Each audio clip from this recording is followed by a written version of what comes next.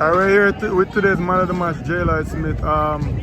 Very good game, but in the grand scheme of things, unfortunately, Staths are out. But how are you feeling about today's game? Today's game was a very professional one. We show character as we know what we are up against. We were hoping on some other results in other match and it really come out in our favor. Alright, but you guys won today. Speak to us about your game. You know, you seem to have controlled the game and you got the crucial assist. How do you feel you performed today? Yeah, as always, the performance has to be at standard. You know, we play at a higher level and we have to show it in the competition, and I did.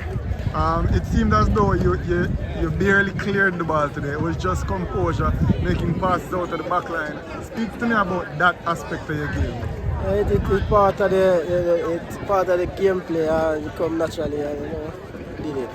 And at minute 45, when you guys got that free kick, you know, the left side of the 18-yard box, about 30 yards, 40 yards out. What was your thought process? Some people were telling you to kick, some people were saying to square. What was your thought process? I know that I have a very strong player that can beat anybody in there, and I just executed it right at the perfect position and he put it in. Alright, so unfortunately the Manning Cup is over. You guys still have a competition to play for.